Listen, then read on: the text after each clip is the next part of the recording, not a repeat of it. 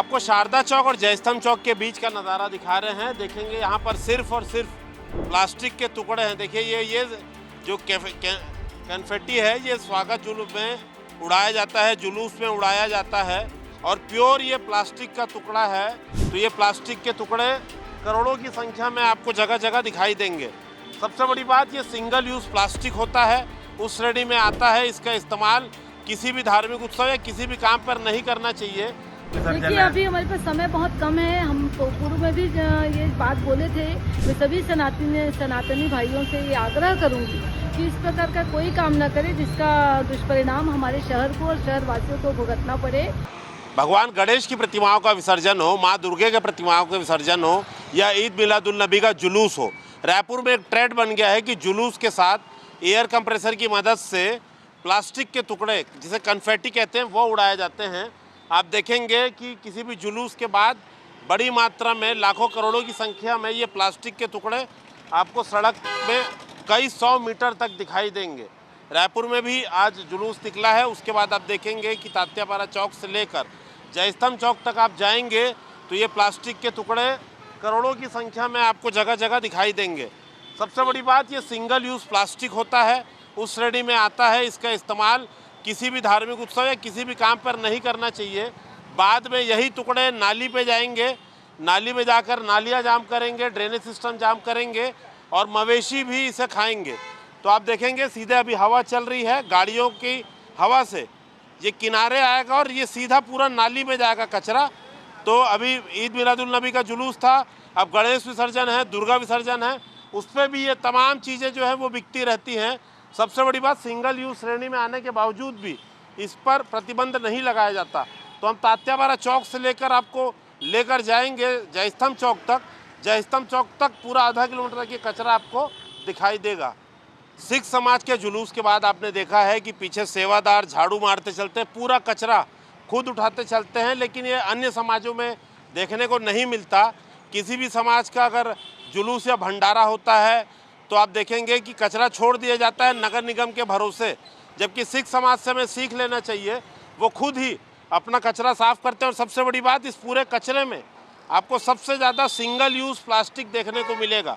ये पूरा thermocol, disposal glass, disposal pouch कायदे से ये इसके मंत्रालय ने इसे बैन करा रखा हुआ है, नगर निगम में बैन है। लेकिन जैसा ही कोई भंडारा या जुलूस होता है, ये पूरा कचरा सामने आ जाता है। तो सिंगल यूज़ प्लास्टिक कैसे रायपुर में धड़ल्ले से बिक रहा है, इस्तेमाल किया जा रहा है, उसकी और एक बड़ी तस्वीर आपको दिखाते हैं। आप लोगों ने सिंगल यूज़ प्लास्टिक बैन किया हुआ है, लेकिन ये कन्फेटी जुलूस में और सारी चीज़ों में इस्तेमाल होता है। देखिए, लगातार नगर निगम के द्वारा ये प्रयास किया जा रहा है कि प्लास्टिक बैन हो और हमारा जो शहर है वो प्रदूषण मुक्त हो। जो हमारी गौ माता हैं जो बार बार पॉलीथीन खा लेते हैं और उनका स्वास्थ्य खराब होता है। इसके अलावा जो नाली हैं, बड़े नाले हैं, वो लगातार जाम हो जाते हैं प्लास्टिक के कारण। हम प्रयास के बावजूद भी जो इस प्रकार का जो हम सनातन धर्म के अंतर्गत हम अपने फेस्टिवल त्यौहार मनाते हैं, उसमें जो इस प्रकार का उपयोग हो रहा है वो ठीक नहीं है। मैं सभी सनातनी भाइयों से ये आग्रह करूंगी कि इस प्रकार का कोई काम न करे जिसका दुष्परिणाम हमारे शहर को और शहरवासियों को भुगतना पड़े।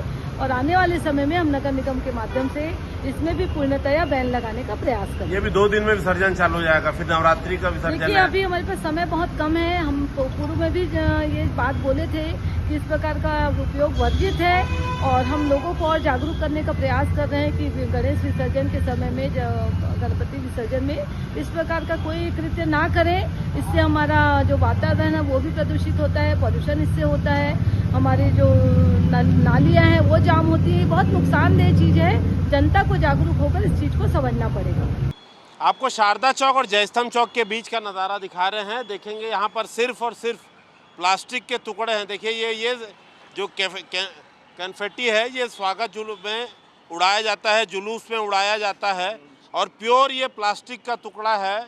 मैं आपको फिर से बता दूं कि सिंगल यूज़ प्लास्टिक के श्रेणी में आता है। आप सड़क के दोनों तरफ देखेंगे डिवाइडर के किनारे में, तो ये अभी गाड़ियों से उड़कर किनारे होते जा रहा है और आगे जाकर ये सीधे नालियों में जाएगा। तो किस कदर देखिए करोड़ों प्लास्टिक के टुकड़े हैं, ये हवा में उड़ते रहेंगे, प्लास्टिक प्रदूषण करते रहेंगे। और सबसे बड़ी बात है, पूरा अभी लगातार त्योहारों का सीजन है। 2 दिन में गणेश जी का विसर्जन शुरू होगा, फिर दुर्गा माँ का विसर्जन होगा नवरात्रि के बाद, उसमें भी ये बड़ी संख्या में इस्तेमाल किया जाता है। तो लगातार नगर निगम निर्देश जारी करता है कि सिंगल यूज़ प्लास्टिक का इस्तेमाल ना करें, लेकिन खुद नगर निगम इतने बड़े विषय को लेकर गंभीर नहीं है। देखता है, एक गंभीर रिपोर्ट हमने दिखाई है, नगर निगम के अधिकारी इस पर क्या संज्ञान लेते हैं। कैमरामैन दीपक रत्नाकर के साथ संदीप शुक्ला, IBC 24 रायपुर से।